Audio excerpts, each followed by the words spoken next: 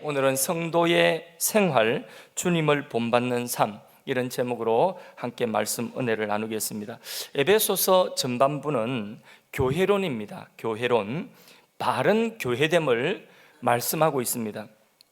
후반부는 그 교회를 이루고 있는 성도들, 교회의 몸인 성도들의 삶이 어떠해야 함을 우리에게 가르쳐주고 있는 것입니다. 성도의 삶의 궁극적인 목적은 뭐냐 하면 바로 주님을 본받는 것입니다. 왜냐하면 주님의 몸이 바로 교회고 우리가 바로 그 몸의 지체이기 때문에 머리를 몸이 본받는 것 당연한 것이죠. 그래서 우리의 교회됨, 우리의 신앙의 삶은 주님을 본받는 것이 되어야 되는 것입니다. 그래서 옛사람은 벗어버려야 돼요. 옛사람의 옷은 벗어버리고 의와 진리와 거룩함으로 입은 새 사람의 옷을 입고 살아야 하는 것입니다. 옛사람의 옷을 벗어버리고 새 사람의 옷을 입었다고 한다면 그 옷에 걸맞는 삶을 살아야 되는 것입니다. 군인은 군인의 옷에 걸맞는 군기가 있어야 되는 것이고, 경찰은 경찰의 옷에 걸맞는 그런 이 태도가 있어야 되듯이 우리 새 사람의 옷도 새 사람의 옷을 입었다면 거기에 걸맞는 삶이 따라야 되는 것입니다. 그래서 오늘 읽은 본문은 새 사람의 옷을 입은 사람이 주님을 본받는 자가 되기 위하여서 이웃을 어떻게 대해야 되는가, 이웃과의 관계에 대하여서 말씀하고 있는 그런 본문인 것입니다. 다시 한 절씩 읽으면서 말씀을 함께 나누도록 하겠습니다. 25절 합독하십니다. 시작. 그런즉 각각 그 이웃과 더불어 참된 것을 말하라. 이는 우리가 서로 지체가 됨이라. 아멘. 새 사람의 옷을 입은 성도는 제일 먼저 25절에 뭘 버리라고 했죠? 그리고 참된 것을 말하라고 했죠. 참된 것을 말하기 위해서는 먼저 거짓된 것을 버려야 되는 것입니다. 거짓은 뭐냐 하면 다른 사람을 허물려고 하는 악의적인 거짓말도 있겠고, 또 심지어 대놓고 거짓말하는, 팩트가 아닌 거짓말을 하는 경우도 있겠지만은 대부분은 이 거짓이라고 하는 것이 진실과 구별이 잘 되기 힘들 정도로 교묘한 거짓말을 하는 것입니다. 예를 들자면 상대방을 나쁜 사람 만들고 자신에게 유리한 것만 편집해서 말하는 것입니다. 이런 것이 거짓이라고 하는 것입니다. 언어 생활은 새 사람의 삶이 아닙니다. 이런 언어 생활은 옛 사람의 삶인 것입니다. 예수님 만나기 전에는 그렇게 살았다 할지라도 이제 그러한 언어 생활, 그 삶을 청산해야 되는 것입니다.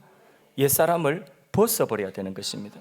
바울이 에베소 교회의 성도들에게 이런 권면을 했다는 것은 무슨 말이냐면, 당시에 이런 거짓이 에베소 교회 안에 퍼져 있었다는 것입니다.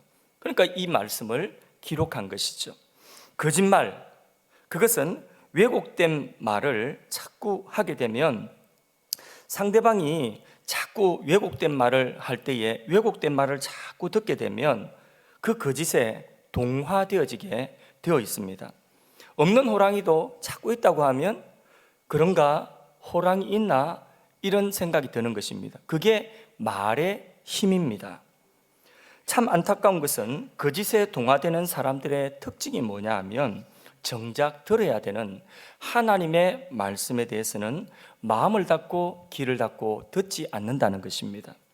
하나님의 말씀을 우리는 들어야 됩니다. 하나님의 말씀을 들을 때에 거짓을 분별할 수가 있는 것입니다. 또 참된 것을 말할 수가 있는 것입니다. 그런데 참된 하나님의 말씀은 듣지 않고 귀를 막고 왜곡된 말만 자꾸 들으면 왜곡된 사람이 되는 것입니다. 시각이 삐뚤어지게 되는 것입니다. 그래서 거짓을 버리고 우리는 참된 것을 말하기 위하여서 참된 하나님의 말씀을 자꾸 들어야 되는 것입니다.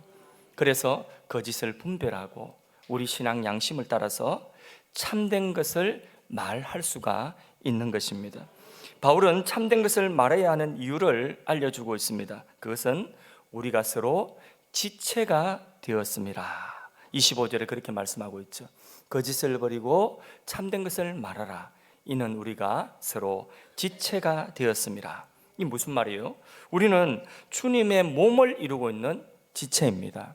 주님의 몸을 이루고 있는 지체이기 때문에 서로에게 참된 것을 말해야 되는 것입니다. 그래야 새 사람의 옷을 입고 있는 것이고, 그래야 교회가 되는 것입니다. 믿으시면 아멘 합시다. 우리의 새 사람됨과 영광스러운 교회됨과 우리의 말, 우리의 언어 생활이 별개가 아님을 여기 강조하고 있는 것입니다. 그래서요, 우리 신앙생활 하는 데 있어서 이 언어의 생활은요, 옛사람의 그 생활로 우리가 살 것이 아니라 이 언어의 생활은 이 옛사람을 벗어버리고 새 사람의 말을 하는 것이, 그게 바로 새 사람의 옷을 입고 살아가는 삶의 언어 생활인 것입니다. 언어 생활이 중요합니다. 그래서 어느 성경이든지 먼저 교리를 이야기하고 교리 다음에 삶을 이야기할 때는 항상 뭘 이야기하냐면 언어 생활이 빠지지 않습니다. 행위가 따라오는 삶, 믿음이라고 하는 것은 행위가 따라오는 삶이다. 야고보서의 그 내용 아닙니까? 야고보서의 제일 중심되는 그 실천적인 내용이 뭡니까? 언어 생활이에요. 언어 생활. 언어 생활이 그렇게 중요한 것입니다. 26절 같이 읽습니다. 분을 내어도 죄를 짓지 말며 해가 지도록 분을 품지 말고. 여러분, 새 사람이 된 성도가 주의해야 할 점은 뭐냐면 바로 감정을 잘 다스리는 것입니다. 사람이 분을 내는 것은 감정을 가진 존재이기 때문에 어쩔 수 없는 현상입니다. 그래서 누구나 화나는 일이 있으면 화가 나죠. 또 분이 나죠. 그거는 우리가 감정을 가지기 때문에 당연한 것일 수도 있습니다. 그런데 그 분노의 감정을 다스리지 못하면 죄를 짓기 쉽습니다. 즉각적인 반응을 해서 분노를 쏟아내는 것은 어리석은 것입니다. 그래서요, 심호흡을 한번 하는 거예요. 심호흡을 하고 가다듬어야 됩니다. 그래서 시간이 필요하면요, 어느 정도 시간을 벌고 기다려서 그 분노의 마음을, 그 감정을 가라앉히고 말을 하는 그런 지혜가 필요한 것입니다. 대화 중에도 분노가 일어나면 그러면 대화 자리를 뒤로 미루든지 피하는 것도 좋은 방법이라고 할 수 있겠습니다. 그럴 때에 죄를 짓지 아니할 수 있습니다. 여러분, 운전 중에 분노를 참지 못해서 폭언과 심지어는 폭행으로 죄를 짓는 사람들을 뉴스 같은 데서 종종 보지 않습니까? 뉴스에서만 보는 것이 아니라 우리 차 안에서도 종종 볼 수가 있죠. 그걸 참지를 못해가지고 막 창문 내리고 꼭 이야기하고 꼭 욕을 한마디 하고 나면 그 다음에 평정심을 찾고 운전을 제대로 할 수 있는, 이게 상대방이 만일에 그걸 받아들이지 않는다면 싸움이 되는 것입니다. 싸우면 죄 짓는 것이죠. 그렇죠? 그러니까 분을 참지 못하면 큰 죄든지 작은 죄든지 우리는 죄를 지을 수밖에 없는 것입니다. 새 사람의 옷을 입은 사람은 감정을 다스려서 죄를 짓지 않도록 해야 되는 것입니다. 교회는 자기 감정, 자기 부패한 감정대로 하는 곳이 아닙니다. 자기 감정의 분출구가 되는 그런 곳이 교회가 아닙니다. 그 감정을 누가 다 받아주겠습니까? 하나님 앞에만 말씀하십시오. 여기 말씀해 보니까 그 분노의 감정에 대해서 해가 지도록 분을 품지 말라, 이런 말씀을 하고 있습니다. 분노는 다음 날까지 끌고 가서 안 된다는 것입니다. 그 이유가 27절에 나옵니다. 자, 27절, 왜 그렇게 해가 지도록 분을 품지 말라고 했는가? 읽습니다. 마귀에게 텀을 주지 말라. 분노의 감정, 조정되지 않는 이 감정, 지속되는 미움의 감정, 이 감정을 통하여서 누가 들어오냐? 마귀가 그 감정을, 텀을 통하여서 비집고 들어온다는 거예요. 그래서 그 사람 안에 집 짓고 점령하여 산다는 것입니다. 그렇기 때문에 마귀에게 텀을 주지 말라. 이 분노의 감정, 이것을 해가 지도록 품고 계속 이 분노의 감정, 미움의 감정을 품고 있으면, 그러면 틀림없이 마귀가 그 감정 통하여서 틈타가 들어가지고 집 짓고 그 사람 안에 산다는 것입니다. 점령한다는 것입니다. 그래서 날마다 주님께서 우리에게 가르쳐 주신 그 주기도문의 내용 중에 시험에 들지 않도록 날마다 기도하라고 하는 말씀처럼 우리는 시험 들지 않도록 기도해야 되는 것입니다. 나의 감정이 막 분이 일어나서 감정이 막 이렇게 일어날 때에 그 감정을 잘 다스려서 자기 마음을 지킬 수 있도록 도우심을 구하는 그 기도가 우리에게 날마다 있어야 되는 것입니다. 아무리 온유한 자라도요, 그 사람이 이 분노의 감정, 한 번씩 일어나는 그 분노의 감정, 이것을 조절하지 못하면요, 그 사람은 온유한 사람이 아닙니다. 한 번의 그 분노의 감정으로 모든 지금까지 쌓아놨던 온유함이 다 깨어져 버리는 것입니다. 자, 27절 읽어서 28절도 한번 읽어보겠습니다. 읽습니다.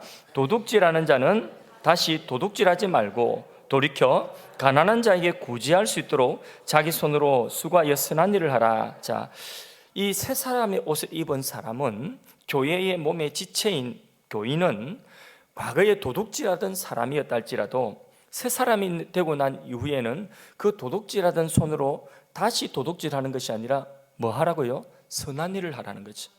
그렇게 실제로 그렇게 변합니다. 도둑질하던 손으로 차량 교회 봉사하고 교회 청소하고, 도둑질하고 주먹질하던 그 손으로 약한 사람 돌보아주고 구제하고 선교 현장에 가서 선교하는 그런 손이 되는 것입니다.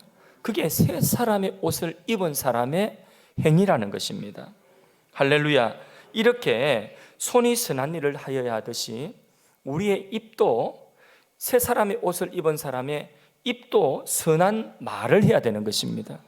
그래서 말을 자꾸 강조하고 있어요. 29절 합독하십니다. 무릇 더러운 말은 너희 입 밖에도 내지 말고 오직 덕을 세우는 데 소용되는 대로 선한 말을 하여 듣는 자들에게 은혜를 끼치게 하라. 무슨 말을 하라고 하는지 아시겠죠?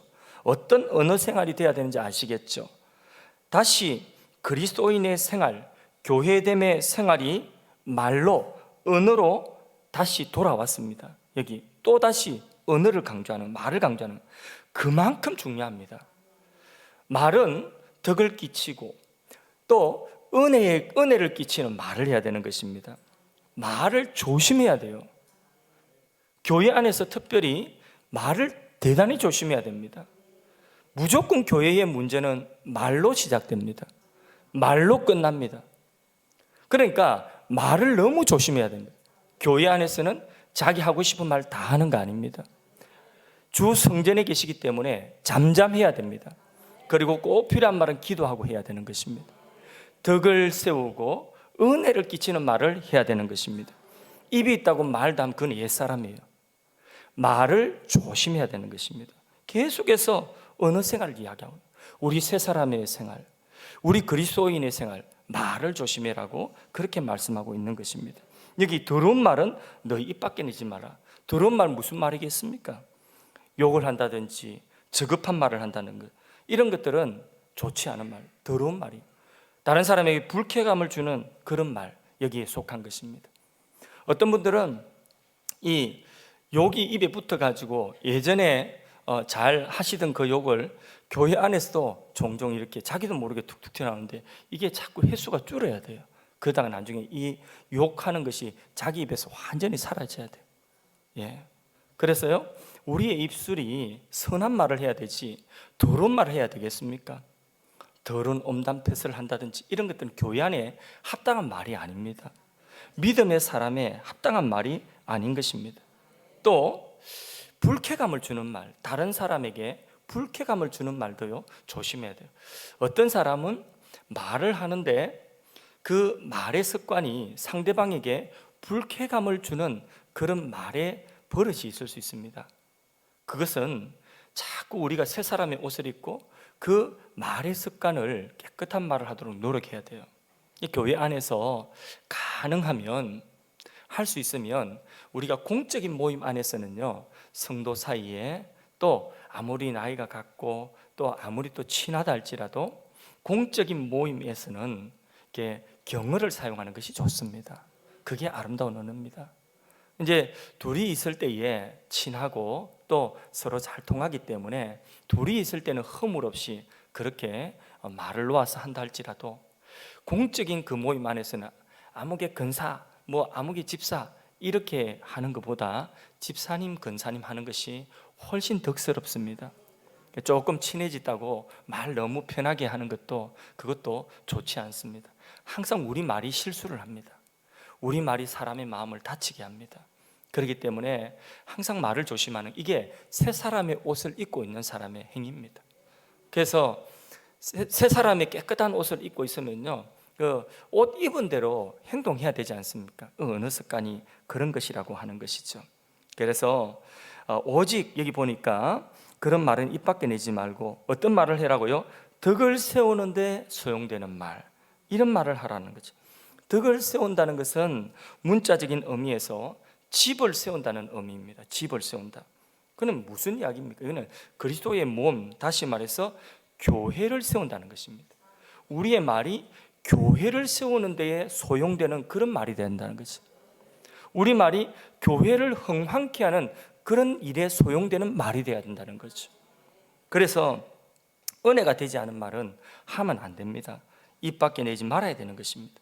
은혜가 되는 말을 해야 되는 것입니다. 아멘이십니까? 그래서 다른 사람의 믿음을 일으키고 나의 믿음이 고치되어지고, 기도할 때도 찬양할 때도, 자, 우리가 기도의 멘트 찬양을 하면서 내 심령이 냉랭해져 있다가도, 자, 찬송 인도하는 사람이 찬송을 인도하고 멘트를 하다 보니까 그 은혜의 멘트 속에 내 마음이 울컥하여서 그렇게 하나님 주신 은혜의 이 울컥하는 그런 마음의 그 표현을 언어로 했지 않습니까? 그러면 다른 사람이 냉랭해 있던 사람들도 같이 뜨거워지는 것이죠. 같이 그 감동이 오는 것이죠. 이게 덕을 끼치는 것이고 은혜를 끼치는 말입니다. 말이라고 하는 건 이런 것입니다. 어떤 분은 기도하는데 그 기도하는 소리만 들어도 내가 기도가 계속해서 잠자고 있고 계속 기도가 이 깊은 기도하지 못하고 기도 시간에 늘 냉랭한데, 그런데 기도하는 권사님의 기도 소리를, 그 기도를 뭐 내용을 듣는다는 것이 아니라 그 기도의 음성, 눈물로 간절하게 호소하는 그 기도의 음성, 또는 정말 열정적으로 하나님 앞에 기도하는 그 기도의 소리를 들으면 그 기도의 소리를 듣고 이 잠자는 심령이, 기도에 잠자는 심령이 깨어납니다. 그러면서 같이 기도가 되는 거예요. 찬양도 입을 크게 벌려서 함께 찬양할 때에, 그때에 옆에 있는 사람이, 꾸물꾸물 하던 사람이 자기도 용기 내어서 소리를 입 밖에 내어서 찬양하게 되는 것입니다. 그게 뭐냐면 우리 언어에 덕을 세우는 것이요, 집을 짓는 것이요, 그리스도의 몸을 세우는 것입니다. 다시 말해서 교회를 세우는 것입니다. 은혜를 끼치는 데에 소용되는 말을 해야 되는 줄로 믿습니다. 교회 와가지고 본질이 아닌 것, 본질이 뭡니까? 교회 와서 본질이 뭡니까? 우리 신앙 아닙니까? 그렇죠? 우리의 신앙을 세우는 것. 여러분, 교회는 진리의 기둥과 터입니다. 교회는 진리를 선포하는 곳입니다. 진리가 선포되어지는 것이고, 그 진리의 말씀을 듣고 우리가 진리의 터 위에 우리의 구원과 우리의 삶이 세워져야 돼요. 우리의 생활의 터가 세워져야 돼요. 그래서 교회의 가장 중요한 것은 뭐냐면, 여러분들이 교회를 선택하는 기준도요, 하나님의 말씀을 듣는 것이에요. 그래서 그 말씀이 나에게 도무지 맞지 아니하다, 그 말씀이 나에게 도무지 맞지 아니하다 하면요, 아무리 친한 사람이 있어도 그 교회가 내 교회가 아니에요. 말씀의 은혜를 받고 말씀에 내가 은혜를 받아서 내 신앙이 자라고, 그 말씀 앞에 나의 삶을 헌신할 수 있고, 그 말씀 앞에 나의 물질을 아낌없이 헌신할 수 있고, 그 말씀 앞에 우리의 자녀들까지도 다 그 말씀 앞에 헌신하게 할 수 있는 그런 말씀이 선포되어지는 진리, 다시 말해서 하나님의 말씀이 바로 선포되어지는 이것이 바로 교회의 본질입니다. 이 본질을 내버려두고 교회의 저쪽 한쪽 구석에 기퉁에 있는 비본질적인 것을 가지고 그것 가지고 시험 들고 그것 가지고 꼬투리 물고 그것 가지고 이런저런 자꾸 말을 갖다가 다른 사람까지도 자꾸 오염시키는 이런 말을 하는 것은, 그것은요, 비본질적인 것을 붙들고 그렇게 하는 것은 바로 무엇이냐면 교회의 덕을 세우는 것이 아니에요. 그는 정말 어리석은 것입니다. 그래서 하나님이 우리에게 주신 진리의 말씀, 이 본질적인 것이 바로 서 있고 그 본질 위에 우리가 바로 서서 이 본질에 손해보는 것은 절대로 하면 안 되는 것입니다. 할렐루야.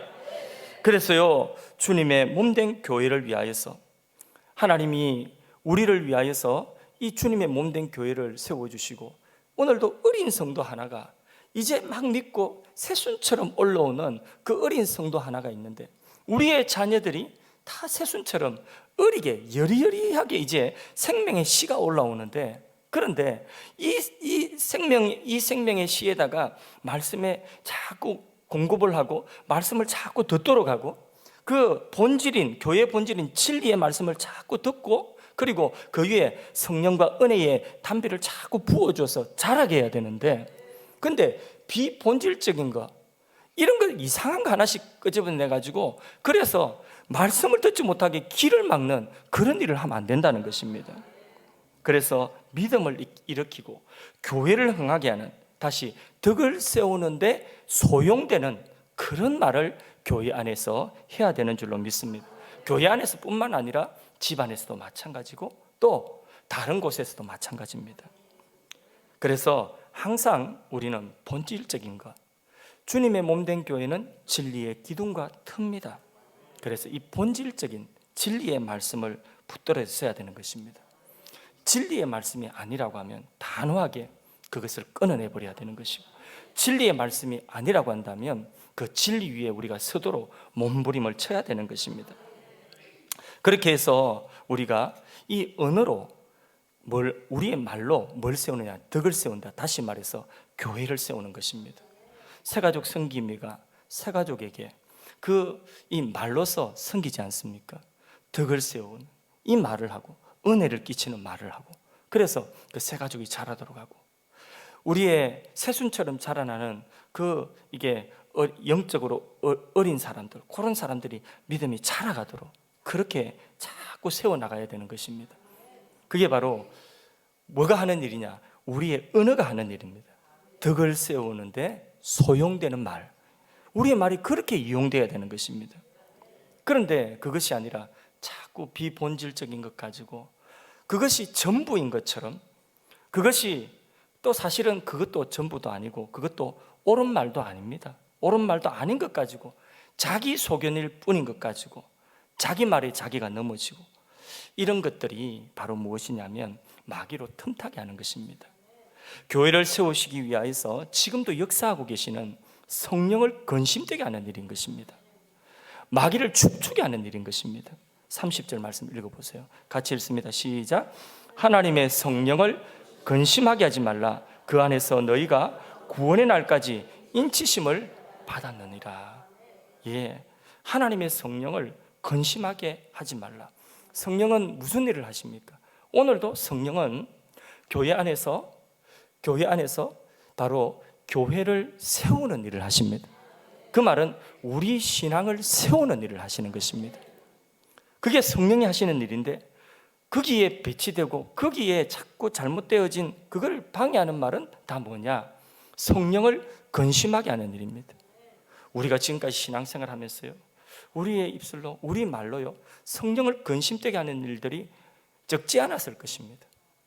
여기 계신 모든 분들, 저를 포함해 가지고 성령을 근심되게 하는 그런 말들을 우리가 사실 알게 모르게 너무 많이 했습니다. 새 사람의 옷을 입고 성령을 근심되게 하는 말을 우리는 이제는 버려야 되는 것입니다.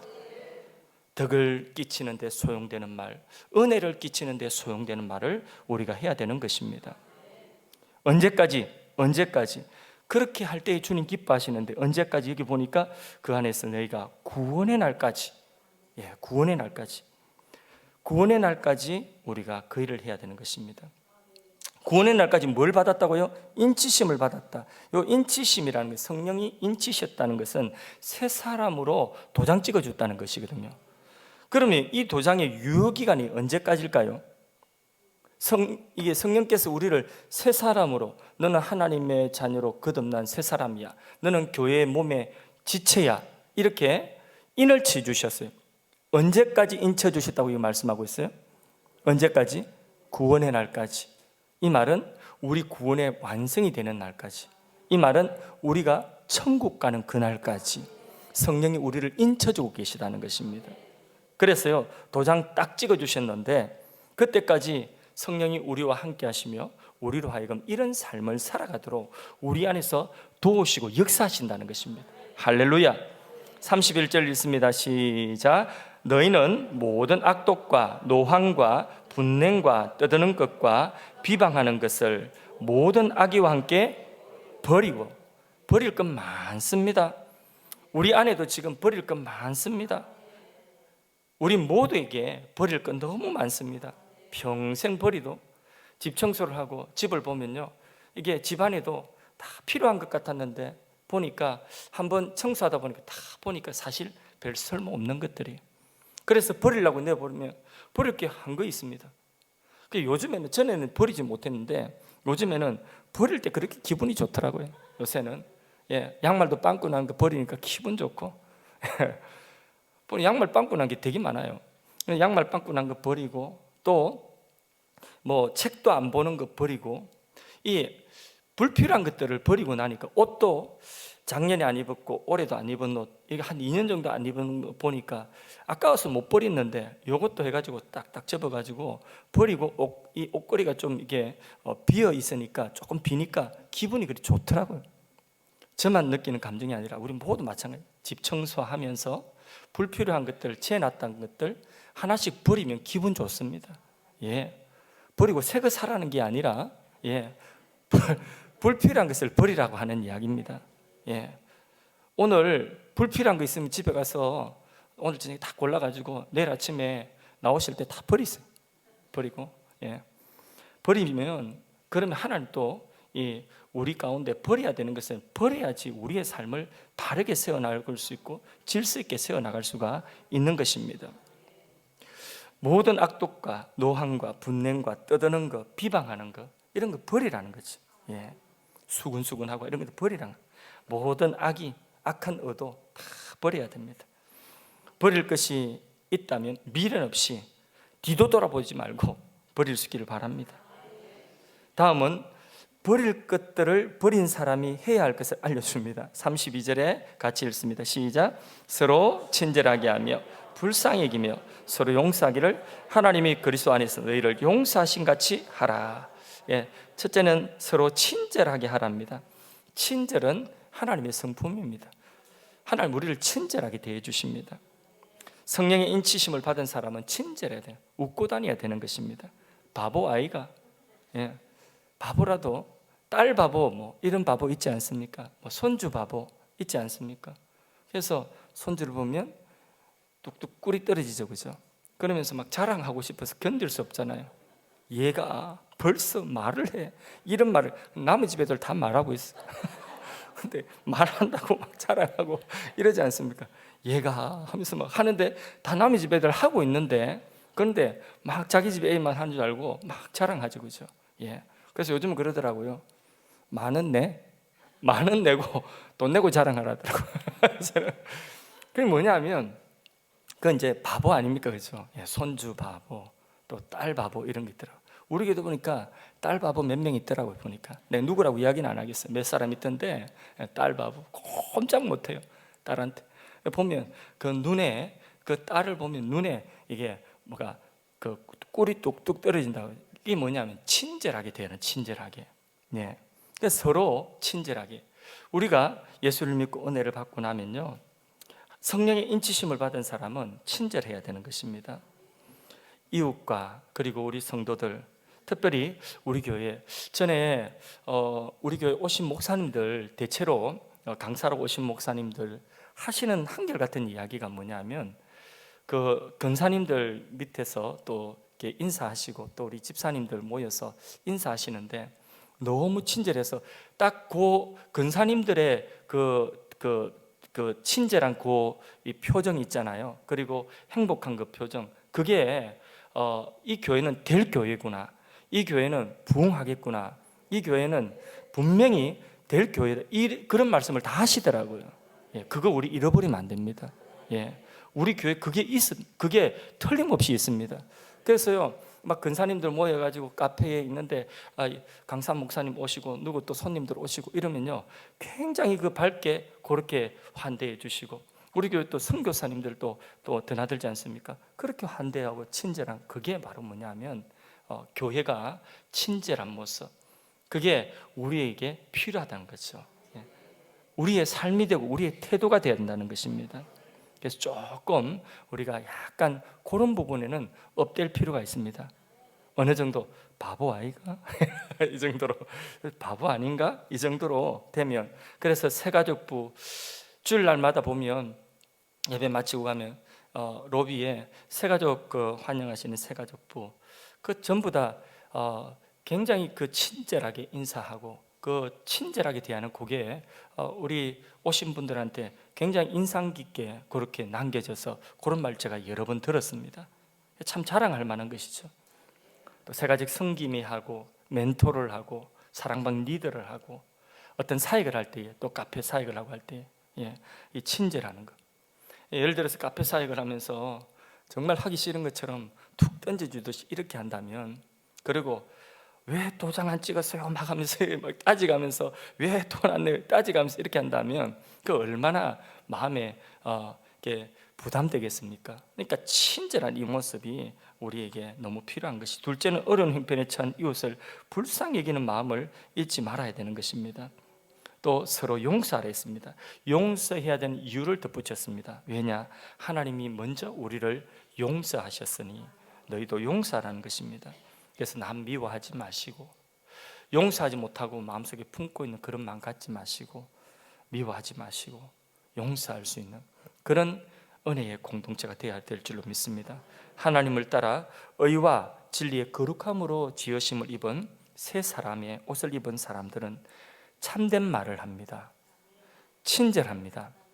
불쌍히 여기고 용서합니다. 선한 일을 지속적으로 하는 것입니다. 그러나 악은, 불필요한 것은 단번에 버리는 것입니다. 그게 뭡니까? 분노와 도둑질하는 것과 더러운 말과 모든 악행을 단번에 버려야 되는 것입니다. 그것이 주님 본받는 삶이고 교회됨입니다. 우리의 삶이 교회됨과 분리된 것이 아니에요. 하나입니다. 하나. 우리의 삶이 곧 교회됨입니다. 우리의 모습이 곧 교회됨의 모습인 것입니다.